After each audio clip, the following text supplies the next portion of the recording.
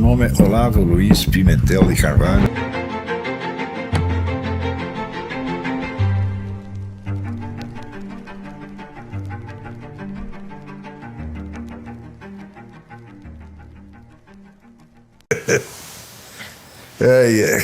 Então,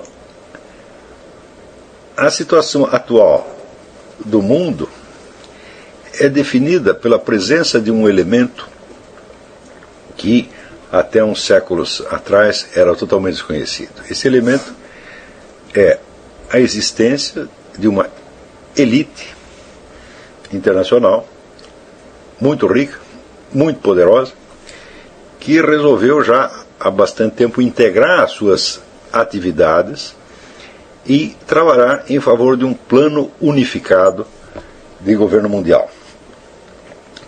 Essa elite, vamos dizer, ela tem origem em alguns fatores que são até bem antigos.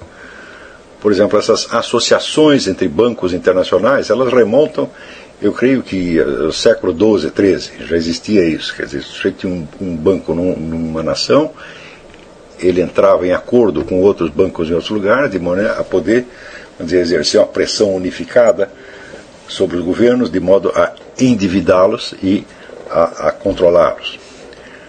Se você procurar na história dessas antigas organizações bancárias, você verá que muitos desses banqueiros eles tinham perfeita consciência de controlar vários governos através do endividamento. Isso é uma coisa já bem antiga, de modo que não podemos dizer que a elite bancária seja uma grande novidade na história. Não, ela não é. O que é novidade, vamos dizer, é a proporção que o poder deles alcançou, quer dizer, a extensão das suas atividades em nível mundial, quer dizer, não há nenhuma nação que escape, e o fato de que, mais ou menos a partir da segunda metade do século XIX, eles começaram a chamar a seu serviço intelectuais, cientistas, escritores, etc., e num processo de permanente debate e intercâmbio, chegaram a formular planos, vamos dizer, bastante nítidos, tá certo? Isso tudo não é. Passou o tempo em que você podia dizer que isso, a teoria da conspiração, isso é hipótese. Não, isso aí hoje em dia está tão bem documentado que quem quer que. O sujeito que duvida da existência disso por um segundo está fora do debate. Quer dizer, é um imbecil total, uma pessoa que está tentando apreender uma situação mundial, vamos dizer, com conceitos e com imagens que de 50, ou 60, ou 70 anos atrás. Está completamente por fora.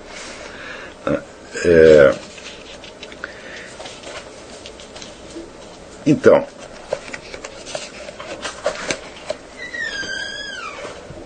não pode haver grande dúvida de que a atuação desta elite financeira está por trás de praticamente todos os grandes movimentos políticos de alcance mundial que nós vimos no século XX, tá certo?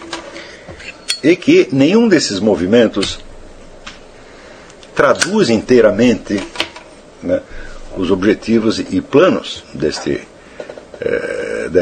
elite. Esses movimentos parciais, eles traduzem então parcialmente, quer dizer, eles são forças colocadas em ação para que do seu confronto e da sua, vamos dizer, da sua entremesclagem se produza um resultado esperado. Note bem, longe de mim a ideia, vamos dizer, mais ou menos mítica da mão oculta que controla as coisas, tá certo? O poder secreto, nada disso. Primeiro que nada disso é secreto, tudo isso é público, tudo isso está altamente documentado, tá certo? E o que torna isso, vamos dizer, mais ou menos inapreensível pelo cidadão comum é, primeiro, a grande complexidade dos planos, e segundo, o altíssimo nível intelectual dessas discussões, que não é para qualquer pessoa, vamos dizer, discutir. A coisa mais óbvia para mim é o seguinte: o cidadão comum, o eleitor comum, está totalmente desaparelhado para discutir essas coisas. Quer dizer, é a mesma coisa que você colocar em debate, na sua congregação religiosa, uma questão de, física quântica, por exemplo, né? Então, as pessoas simplesmente não vão acompanhar o debate. Então, esse problema de nova ordem mundial também é demasiado complexo. E, justamente por ser demasiado complexo, ele requer a formação de uma intelectualidade que, não estando comprometida com esses planos, e nem tendo necessariamente uma atitude militante contra, possa compreendê-lo desde fora. O fato é que, até hoje, a quase totalidade da bibliografia que existe a respeito, ou é produzida, vamos dizer, por pessoas de dentro mesmo do próprio esquema, quer dizer, por intelectuais que estão, vamos dizer, a serviço desta elite, sabendo quais são os planos e desejando colaborar com eles, como, por exemplo, o caso do Carroll Quigley, ou mais antigamente Herbert George Wells, Aldous Huxley e outros tantos. Ou então é uma bibliografia de natureza mais ou menos militante, produzida por pessoas que estão escandalizadas com esses planos e que os denunciam. Ora, a denúncia vem frequentemente de movimentos já existentes, movimentos mais antigos, movimentos ocorrentes de pensamento mais antigo, que reagem então a essa novidade conforme a orientação de cada qual. Vários desses movimentos são criação, vamos dizer, da própria elite.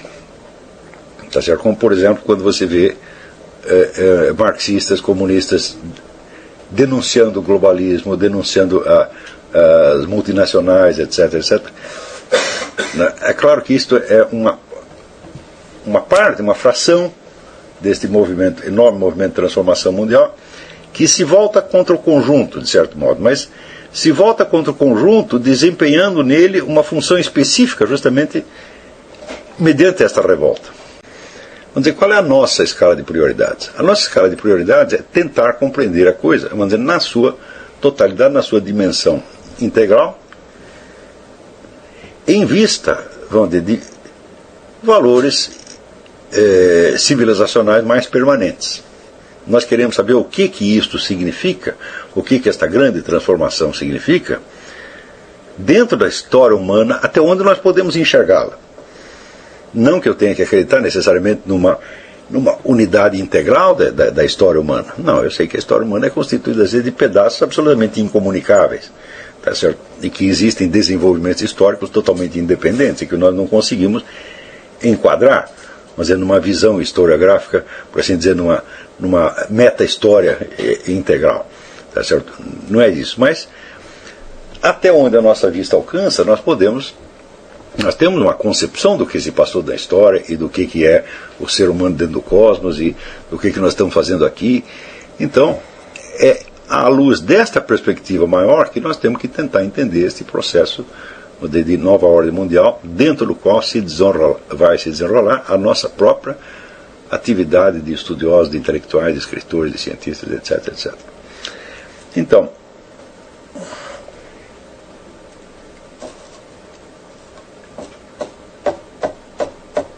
nós podemos, por um lado,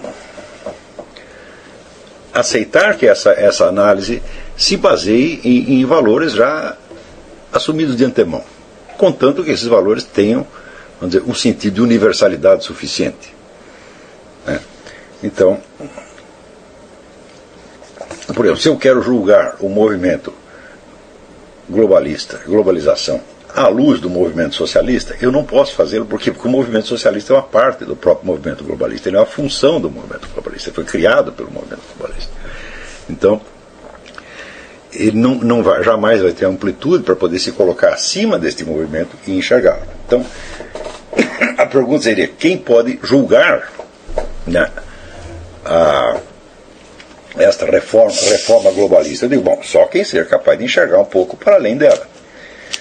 Então, isso quer dizer que nós temos que tomar como medida de aferição da nossa visão de conjunto a visão que é apresentada pelos grandes historiadores que participam do movimento da globalização, especialmente dois, um que é Arnold Toynbee e outro que é o Carroll Quigley. Ou seja, nós temos que enxergar no mínimo o que eles enxergam, tá certo? Porque todo vamos dizer, este plano de globalização, ele se entende a si próprio como um passo civilizacional que está sendo dado dentro de uma visão que eles têm da história. Então, é claro que estudar as obras do Arnold Toynbee e do Carroll Quigley é uma condição absolutamente necessária para que você possa começar a raciocinar a respeito. Tá certo?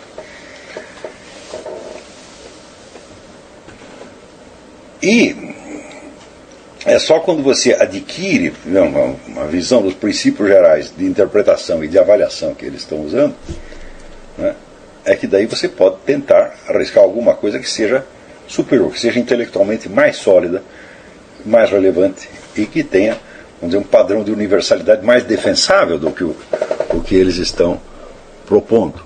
Tá certo?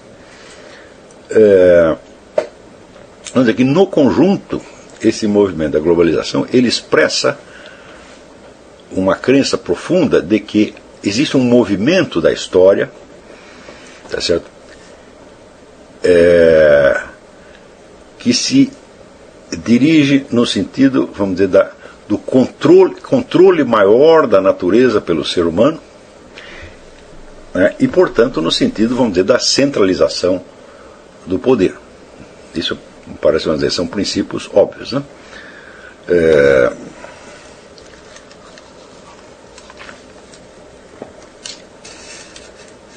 Vamos dizer que se você procurar então, constantes da história humana, né, uma constante que você vai encontrar e que foi ressaltada pelo Ellsworth Huntington, não confundir com Samuel Huntington, que parece que é neto dele, neto ou filho, sei lá,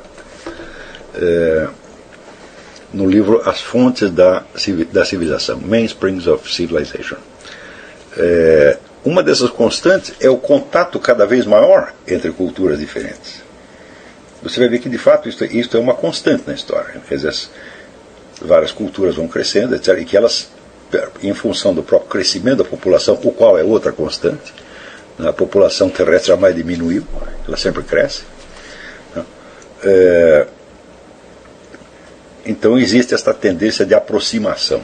Na mesma medida em que há a tendência de aproximação, existe a tendência, vamos dizer, de absorção das culturas menores pelas culturas maiores. Então há um processo, vamos dizer, de integração. Isso, de fato, materialmente, isso aí acontece. Porém, a partir do momento em que algumas pessoas, vamos dizer, altamente qualificadas e com meios para isso, entendem que existe este processo e que esse processo, portanto, se torna consciente, no instante seguinte o processo se torna voluntário e planejado. E isso é que é a definição da globalização. Quer dizer, a globalização é a tentativa de conduzir por meios, vamos dizer, deliberados e planejados, um processo que já vinha acontecendo, que é o processo da integração. Né? Esta tentativa, por sua vez, ela se baseia também na ideia de que do movimento anteriormente observado pode-se deduzir algo, pelo menos conjeturalmente, quanto ao que deve vir no futuro.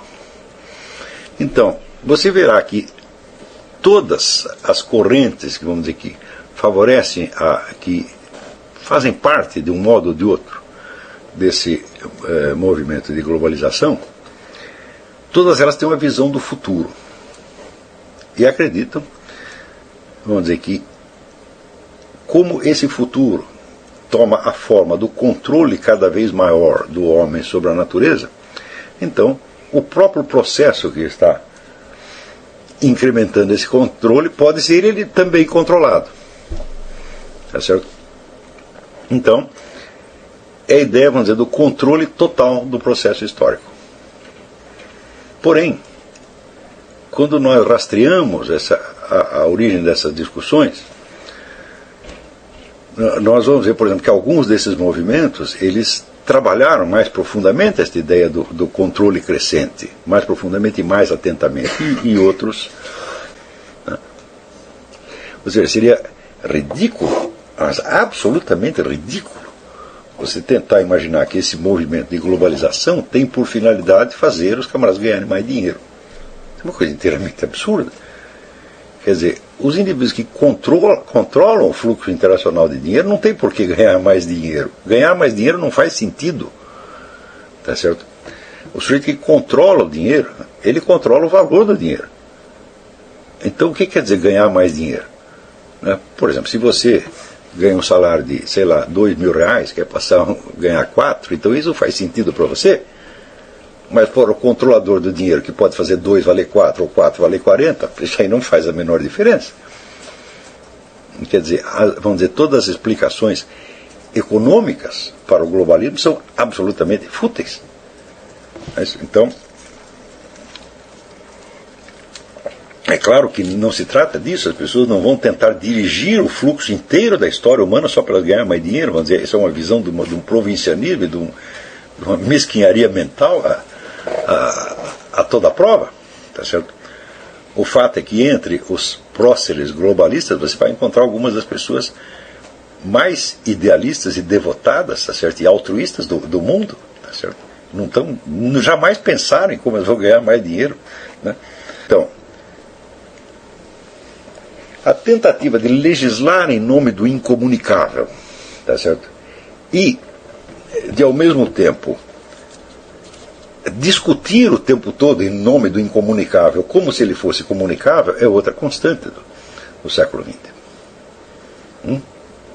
E, ao mesmo tempo, este incomunicável, como ele depende de verbas estatais e de fundações privadas, etc., etc., ele trabalha de maneira estreitamente ligada, vamos dizer, à elite financeira internacional. Então, você verá que aquilo que pesa sobre o cidadão comum não é brincadeira. Por um lado você tem, como se diz, todo o dinheiro do mundo, e por outro lado você tem toda a ciência do mundo. Então, porém você ainda tem os grandes movimentos ideológicos, os movimentos revolucionários, como o marxismo. E quando funde esses três, o que é que chega? Quer dizer, aonde vão parar as ambições dessas pessoas? Eu vou dizer para você onde vai parar a ambição. Vou pegar aqui o trecho, que é...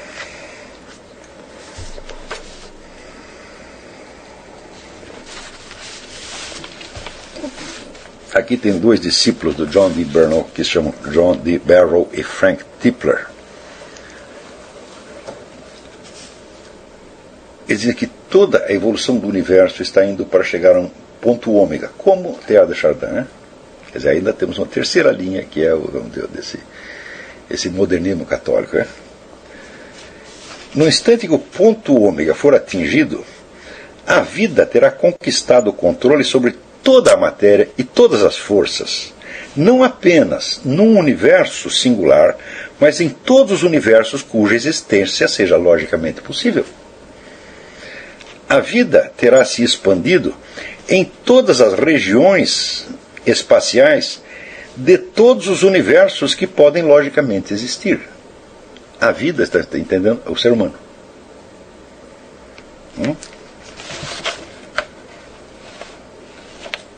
O próprio Bernal, ele diz o seguinte: uma vez aclimatado à vida no espaço, é improvável que o homem pare até que ele tenha alcançado e colonizado a maior parte do universo sideral.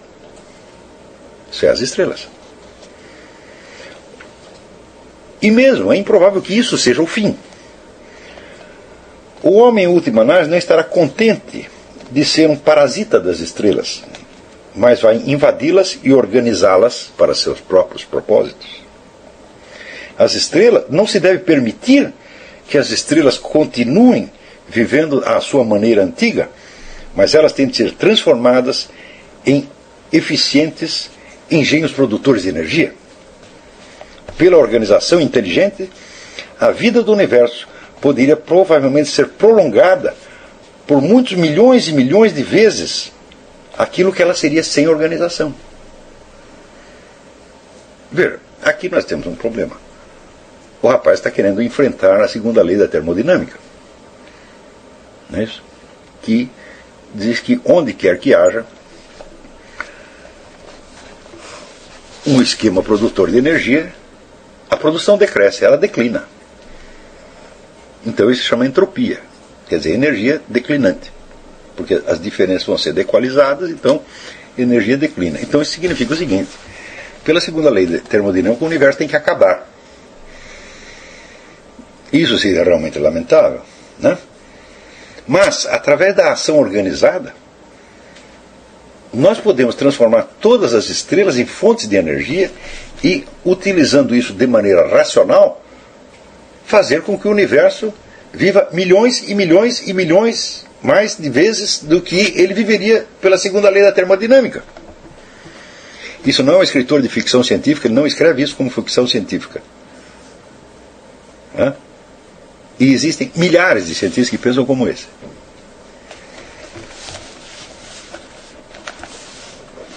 Aqui. Outro, Freeman Dyson, também um discípulo de Bernoulli. Supondo-se que nós descobramos que o universo seja naturalmente fechado e condenado ao colapso, é concebível que, por intervenção inteligente, convertendo a matéria em radiação e fazendo a energia fluir de maneira propositada em escala cósmica, possamos quebrar o universo fechado e mudar a topologia do espaço-tempo.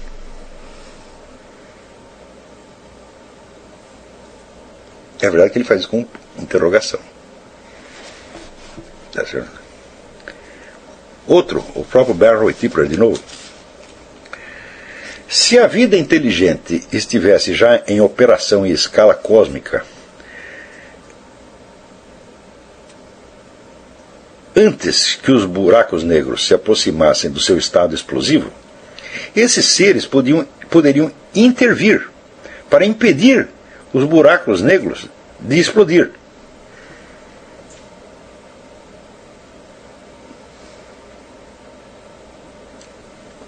Ou seja, em última instância, a vida, quer dizer, a vida humana, existe com a finalidade de impedir que o universo se destrua.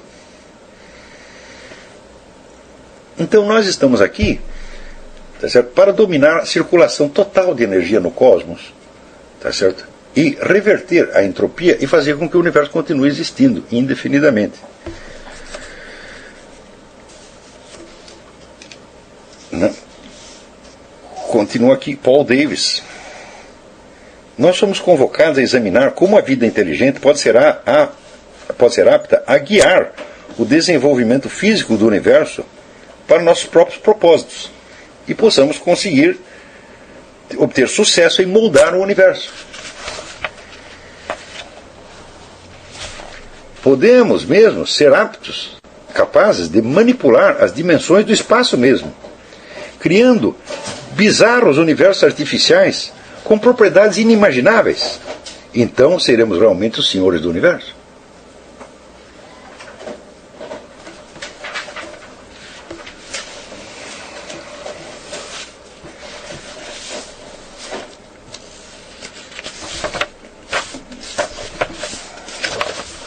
Mais adiante aqui, tem uma coisa aqui.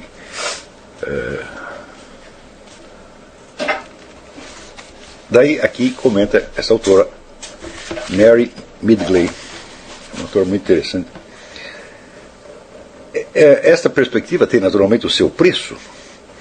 Para isso as pessoas precisam transferir a sua consciência desde corpos orgânicos para máquinas. E então, para matérias cada vez mais sutilizadas, como poeira estelar, ou talvez luz, ou seja, o ser humano, a inteligência do ser humano será, quer dizer, embocada em máquinas e depois em matéria sutil. De qualquer maneira, como explica Bernoulli, aspas, nessa época os corpos já terão sido deixados para trás há muito tempo.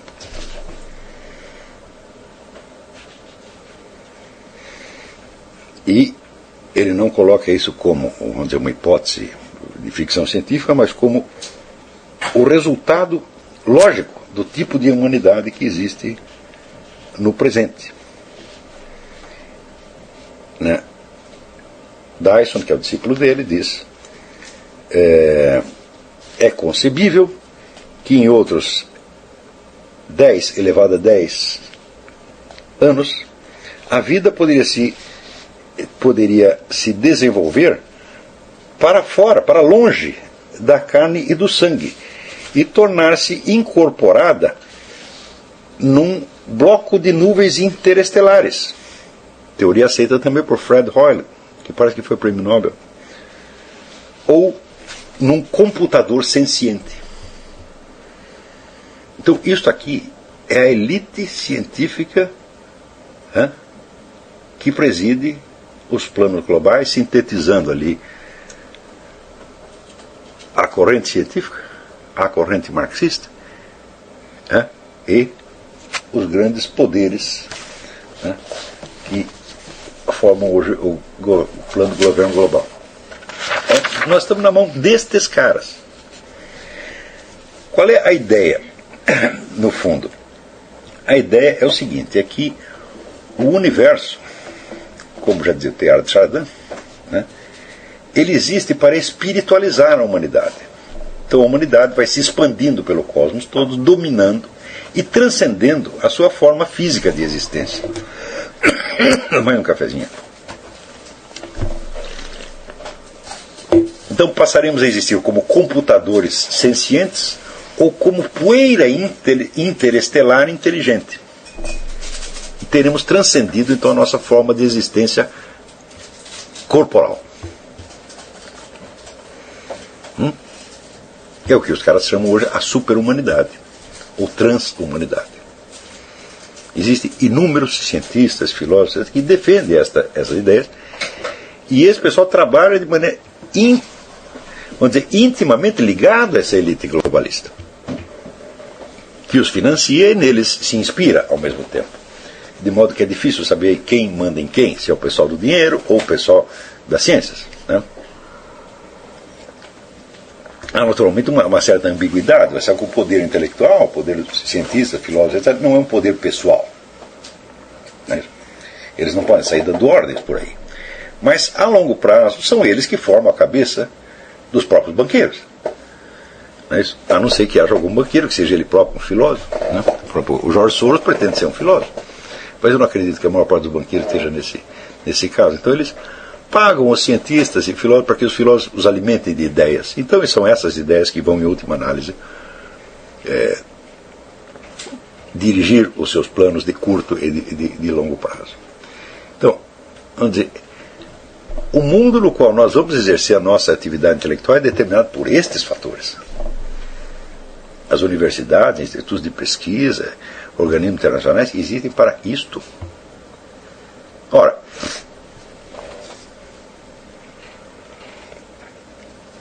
vamos ver que coisa. Por que esses camaradas que se julgam materialistas estão tão interessados em transcender a matéria, em espiritualizar, transformar-se em puros espíritos interestelares? Não é isso? É claro que isto é, vamos dizer, a realização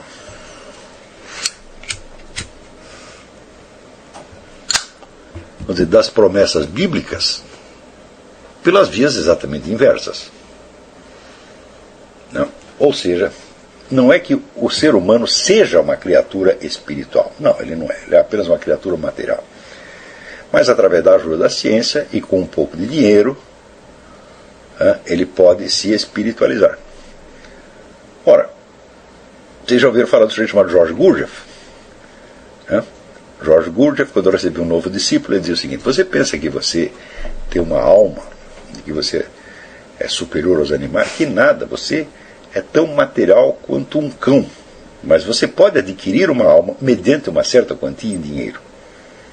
É exatamente a mesma proposta aqui. Então, isso quer dizer que, quando nós dizemos que esse negócio de nova ordem mundial tem, vamos dizer, um fundo evidentemente satânico, não há exagero nenhum nisso aí. Então, a ideia, vamos dizer, desta imortalidade fabricada, não é isso?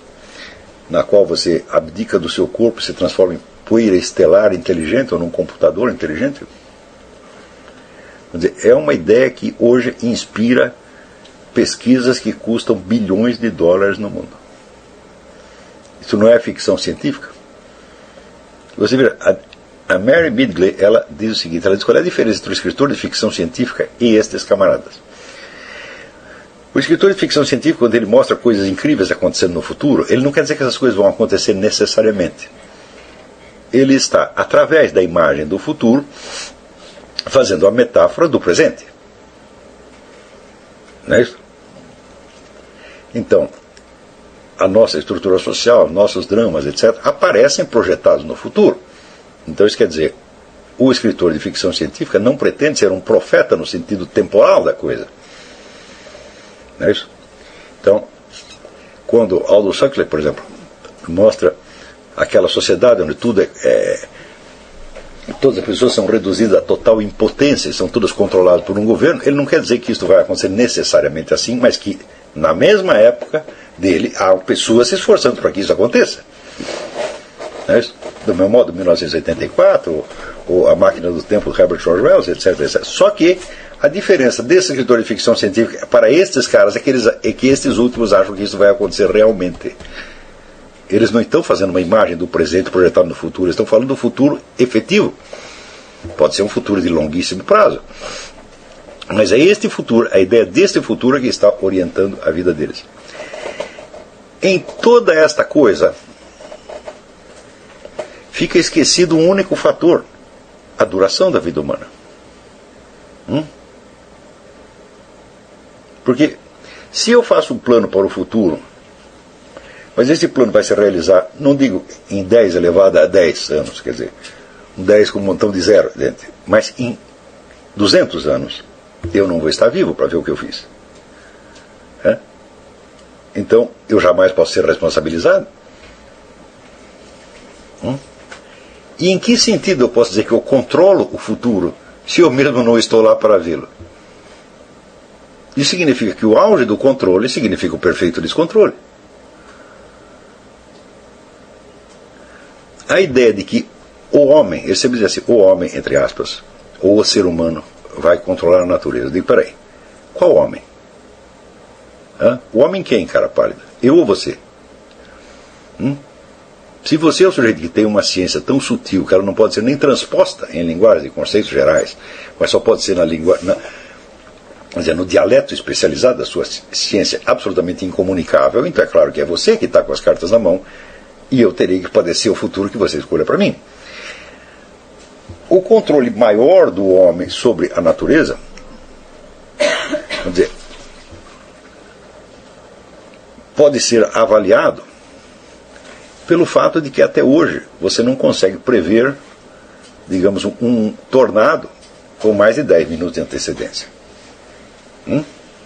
Este é o controle que nós temos. Não é isso? Repetidamente aparecem epidemias, né, que você não sabe de onde veio e que você não consegue controlar de maneira alguma. Então, o nosso controle sobre a natureza é extremamente precário. Mas o controle de alguns seres humanos por outros seres humanos, este funciona. Então isso significa o seguinte, vamos fazer a proporção. Né? Para cada centigrama de controle sobre a natureza que alguém adquire, ele adquire vários quilos de controle sobre outros seres humanos. E esse controle não é de tipo responsável, porque é sempre de longo prazo, né, ultrapassando a duração da vida do seu autor. Então, não é bem um controle. É um par de dados que ele jogou para cair no dia futuro, quando vai dar um resultado que ele não vai estar lá para ver. Então, isso é a mesma coisa que dizer que a humanidade atual, o futuro da humanidade atual está sendo decidido por uma elite de loucos.